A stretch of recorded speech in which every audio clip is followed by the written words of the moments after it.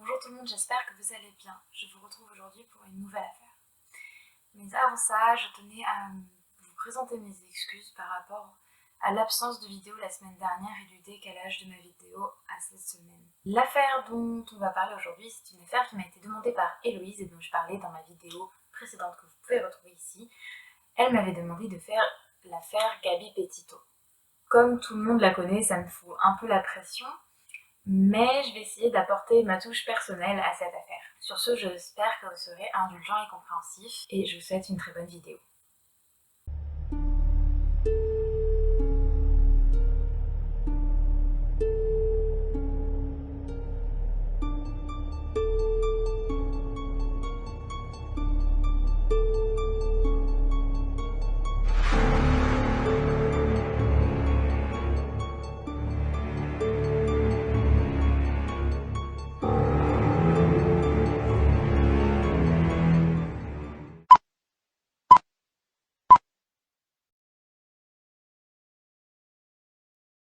Gabrielle Verona Petito naît le 19 mars 1999 dans la ville de Blue Point, dans l'État de New York, aux États-Unis.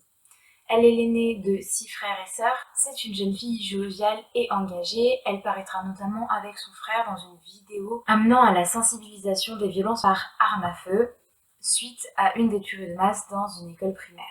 En 2016, elle graduera de son lycée Bayport Blue Point High School, où elle rencontrera Brian Christopher Landry, dont on parlera tout à l'heure. Elle vivra alors sa vie en allant de petit boulot en petit boulot, et en mars 2019, après avoir été recalée du Cape Fear Community College, elle commencera seulement à cet instant-là à sortir avec Brian Christopher Landry, qu'on appellera Brian.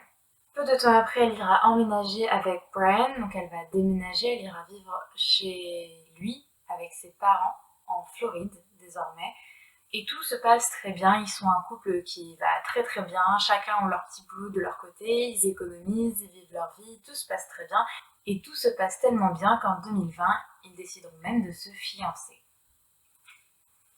En décembre 2020, Gabi Petito fait l'acquisition d'un Transit Connect de marque Ford de 2012, converti en van afin de pouvoir y dormir. L'année d'avant, elle était partie en road trip avec son copain dans un Nissan, je vous mets le modèle juste là, et ils ont décidé d'upgrader un petit peu et ils comptent repartir en road trip. Et c'est ce qu'ils font le 2 juillet 2021.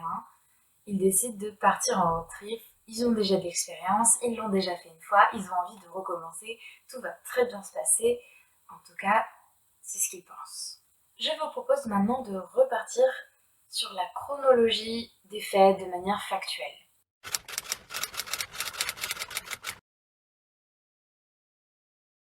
Le 2 juillet 2021, Gabi et Brian partent pour leur road trip. Ils sont censés traverser plusieurs États des États-Unis et tout devrait bien se passer. Le road trip est censé durer 4 mois au total, mais vous verrez que tout ne peut pas se passer comme prévu.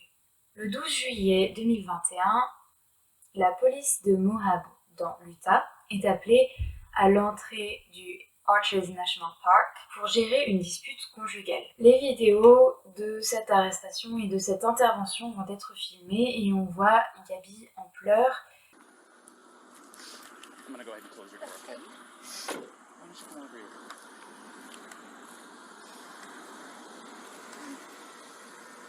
SO229, I had the female.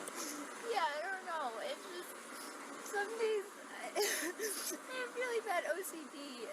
Elle explique qu'elle a un problème d'agressivité et de gestion de la colère. Voilà, ce moment-là, elle nettoyait le van et elle a pété un câble, on peut le dire, et elle a agressé son copain. She just gets worked up sometimes, and I try and really distance myself from her. So, I locked the car and I walked away from her. What happened this morning is that she's trying to start up her own little website blog and everything. So. De l'autre côté, quand ils vont interviewer Brian, ils verront qu'il a des marques sur le visage et il expliquera, gêné, que Gabi parfois s'énerve et que lui, il ne dit pas grand-chose. Elle, à ce moment-là, n'a pas d'égratignure et n'a pas de blessure. On peut penser que Brian s'est laissé frapper. Le 1er septembre 2021, c'est là que ce qui était un simple road trip va devenir l'affaire Gabby Petito. Parce que le 1er septembre 2021, Brian rentre chez lui en Floride, seul. Avec le van de Gabby, qu'est-il arrivé à Gabby?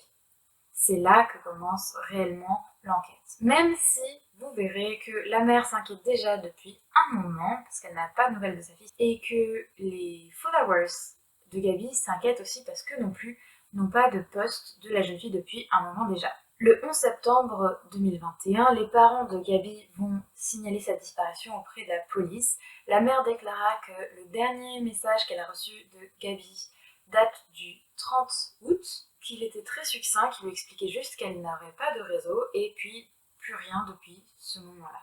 De plus, si on regarde son compte Instagram, elle n'a plus rien posté depuis le 25 août.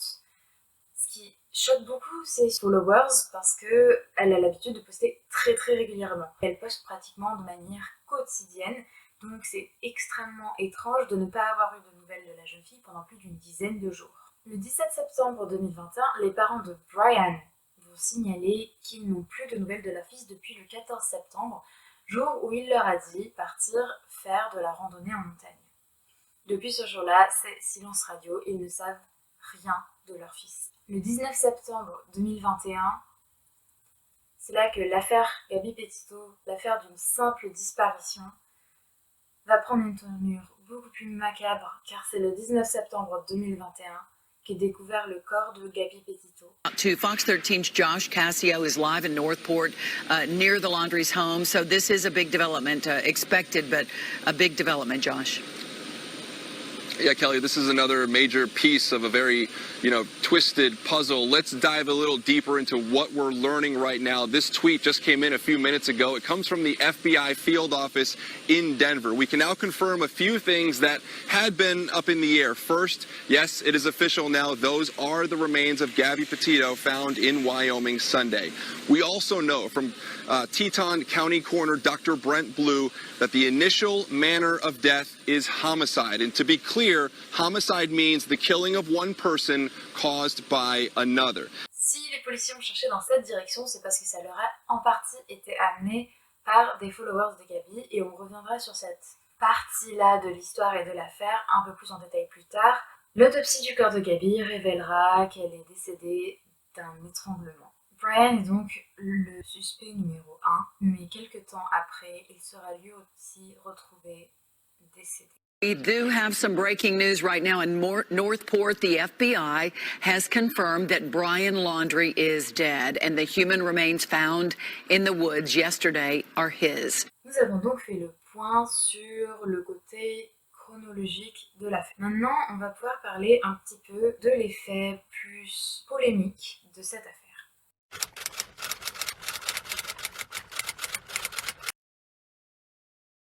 Déjà, on a tout le fait que Gabby Petito soit une Instagrammeuse qui poste très régulièrement, qui a un fort nombre de followers. Donc, c'est une femme qui est connue, reconnue par ses pairs, par les jeunes qui la suivent. Et ça va énormément aider l'enquête. La découverte du corps de Gabby a été aidée par ses followers, même si ceux-ci ont pu rendre les choses un peu plus compliquées pour les policiers, parce que tout le monde y allait de son opinion, son point de vue. Et donc ça a été extrêmement compliqué pour les policiers de se faire un avis neutre. Donc ça a pu être une complication, mais en fait ça a quand même grandement aidé la cause, parce que comme je le disais, si les policiers ont vraiment cherché dans cette zone-là, c'est parce que des followers de Gabby qui faisaient eux aussi un road trip dans la même région que Gabby et Brian, qui ont re-regardé leur film, et ils ont remarqué que sur un de leurs rushs, on voyait la camionnette de Gabby et la date correspondait à un moment où on n'avait plus de nouvelles de la jeune fille. Donc ils ont signalé aux policiers, preuve à l'appui, vidéo à l'appui, que ce jour-là, alors qu'on n'avait plus de nouvelles de Gabby, la camionnette était dans cet endroit-là. Donc les recherches se sont faites autour. Ça a permis en fait une grande avancée, parce que si les policiers avaient dû chercher comme ça, à cœur perdu, au fond de cet immense parc, ça aurait été extrêmement compliqué, voire impossible de retrouver la jeune fille. Ensuite, si on parle du point de vue médiatique, et vraiment à partir du moment où sa disparition a été déclarée à la police, on peut parler de plein de choses, et notamment de ce que l'on appelle le syndrome de la femme blanche.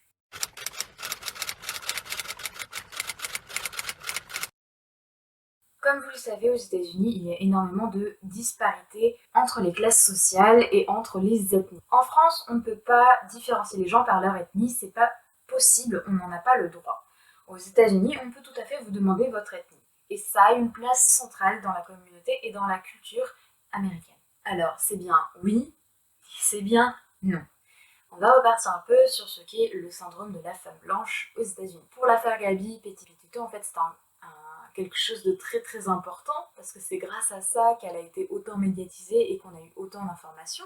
Donc en soi, c'est une bonne chose parce que ça a aidé à pouvoir retrouver le corps de Gabby, mais ça n'est pas forcément une bonne chose dans la mesure où ça va cacher d'autres affaires avec des profils, on va dire, moins appréciés par les Américains ou moins intéressants selon les médias. Il y a énormément de disparitions de jeunes femmes à travers le monde et aux États-Unis aussi. Beaucoup de cas de disparition aux États-Unis de jeunes femmes ne sont pas du tout médiatisés.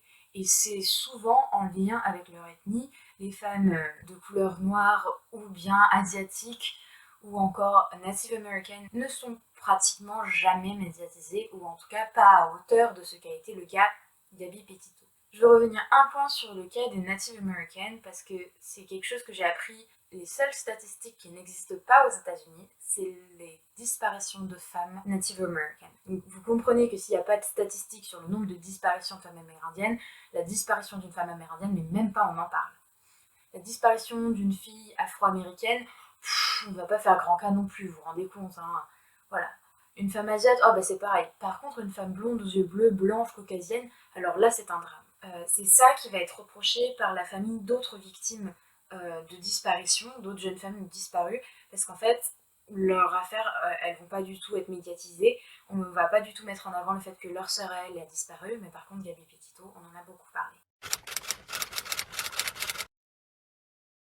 Ce qui concerne la mort de Brian, on part du principe que s'il a tué Gabby, il s'en est sûrement voulu, qu'il est rentré chez lui, qu'il n'a pas assumé de l'avoir tué et qu'il aurait trouvé le prétexte de partir faire de la randonnée pour aller se donner la mort loin de tout.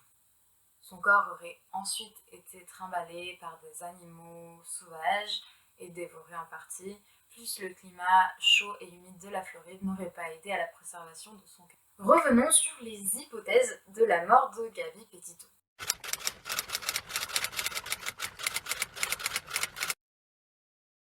Il n'y a pas 36 000 solutions, on est comme dans une affaire ou dans une histoire à huis clos, on a un van et deux personnes. L'hypothèse, c'est qu'il y a eu une dispute entre les deux jeunes gens, comme il y avait eu le 12 juillet. On sait que Gabby peut s'énerver et peut être violente.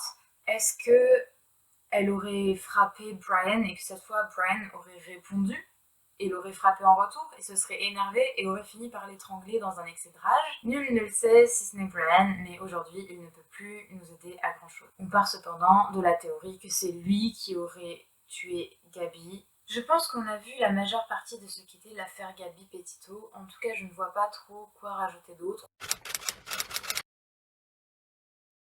J'espère que cette affaire vous aura diverti. Moi, je vais m'arrêter là. N'hésitez pas à liker la vidéo, à vous abonner et à activer la petite cloche pour être au courant des prochaines sorties. N'hésitez pas non plus à venir me suivre sur le Instagram. Par exemple, la semaine dernière, quand j'ai pas pu faire la vidéo, je l'ai annoncé sur mon Instagram, donc n'hésitez pas.